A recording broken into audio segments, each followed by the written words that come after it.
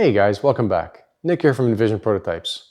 Well, after all that excitement for the 40th episode, we're back down to a bare chassis. Before we get into things, I just want to say thanks to everybody who's subscribed to our channel and who's watching our videos, because we recently just reached over 1,000 subscribers for our little channel. Thanks a lot, guys. We thought we'd treat you guys by firing this car up, driving it outside, and having a look at it under some natural light. You've been watching us build this car in the shop here under the fluorescent lights, and it's just not quite the same. So getting outside was a lot of fun, and I hope you enjoyed that. It gave us a look to see if we're heading in the right direction, and well, we think we are. The client was ecstatic. He loved it. You know, all that hard work we put in for the past year, it's really coming together. Well, except for today. Now, you might have asked yourself, why are these guys doing this? Why did they take a Ford Mustang and build a 40 Ford body over top of that, when they can just go out and buy a 1940 Ford Coupe? Well, simple answer is because we can, but you probably won't like that. Our client approached us to build him something with a little more headroom. He's tried out a few 40 Fords that were chopped, and he just wasn't comfortable sitting in them. He's almost 6'6", and with his head height, the headroom in the chopped 40 Ford, it's not comfortable for him to be sitting in the car for long distances, or even short distances for that matter. He's pretty tall. And well, this was the solution, to create a one-off body over a Mustang platform. Plenty of power and all the functionality of a modern car, and all the comfort features of a modern car. And the other thing is, if he ever has any trouble on the road, he just goes to a Ford dealership, get the car serviced. All I have to do is plug the car in, figure out what's going on, or if he has any other issues, replace those parts and get him on his way. If he's out of province or whatever, he doesn't have to find a specialized mechanic to deal with his hot rod and find custom parts or all that stuff. Mechanically, the car can be back on the road in a very short time, and he can be enjoying his road trip or whatever he's doing cross country. Now, as for today, we're going to be taking this car and breaking it down to a bare shell. That means taking the engine out, suspension, rear axle, everything, just strip it out so we can get this car in a rotisserie, roll it over, and detail the underside. The roof structure is going to stay behind. We're leaving the roof skin on for now. It's the safest place for that.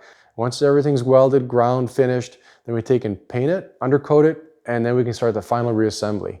When we had this car outside, it was nowhere near being completed. A lot of the panels just kind of overlapped, sitting this way, that way. It was close, but not where it needed to be. And the main reason for that was because a lot of the flanges weren't in the right spots. They were partially rolled or not rolled at all. So anyway, let's get to work and start disassembling this car.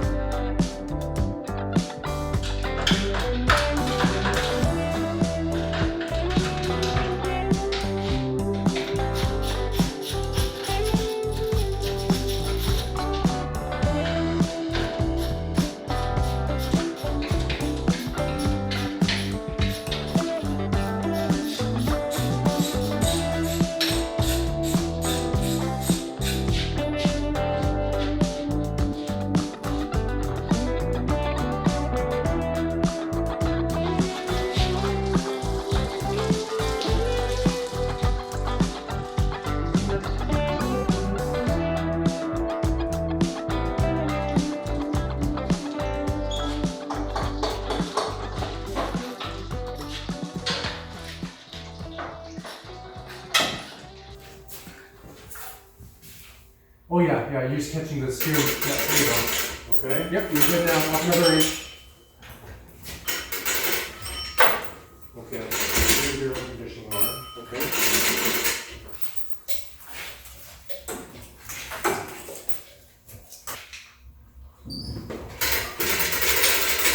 Are you okay? Yep, that's so far.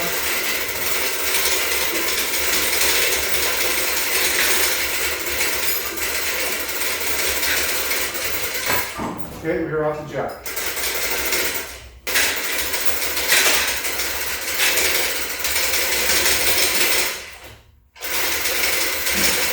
Okay. You're good. Off we go. All the way.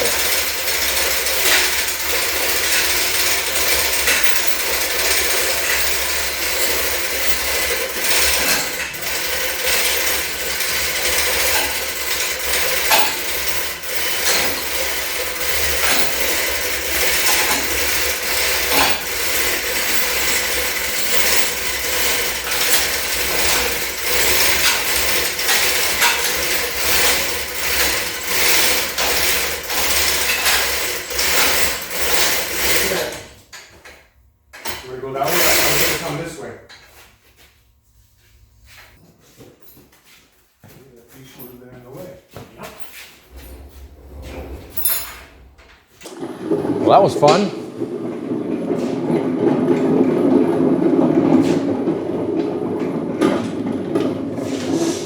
Now I'm going to get to work and strip off these calipers, rotors, strut assembly, just take all this apart.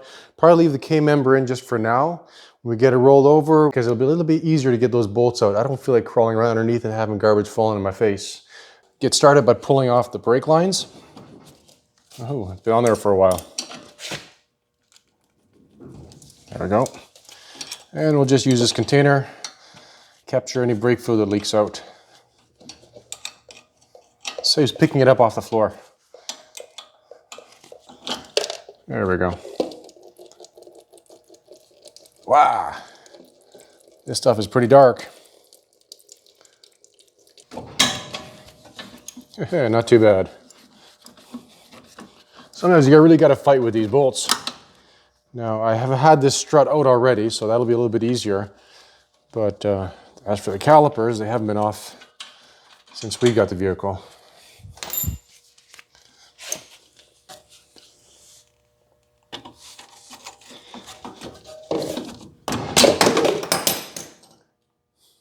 And I knew that was going to happen. It's always one of those. So anyway, now we can clean the floor up.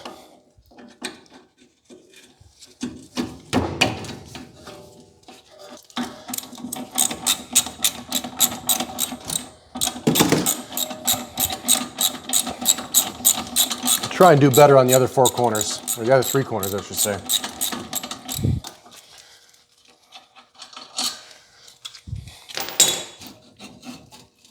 Okay, that's it.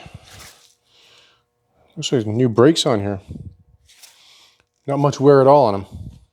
Pad's pretty good, but anyway, it's been sitting for a while, so we're going to change everything out, freshen it up.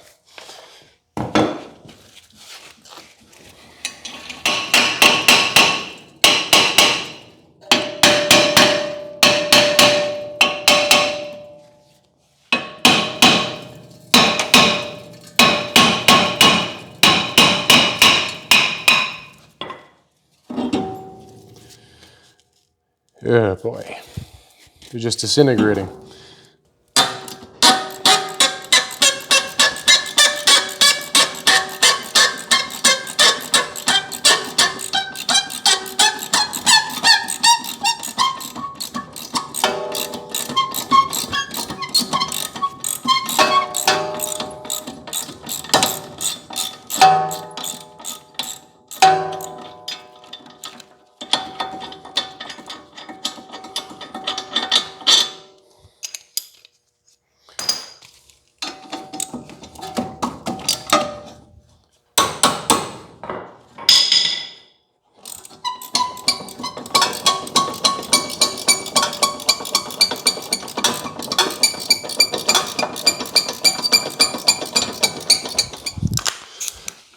Between you and me, I don't care for tearing things apart too much. What I enjoy doing is building things, creating things, taking things apart. It has its moments, yes, but not one of my favorite things. Let's get this apart.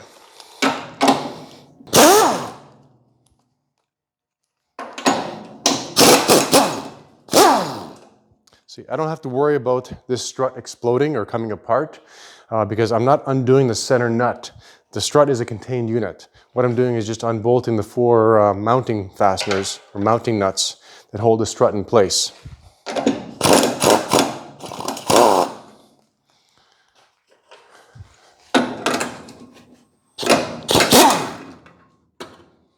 See that?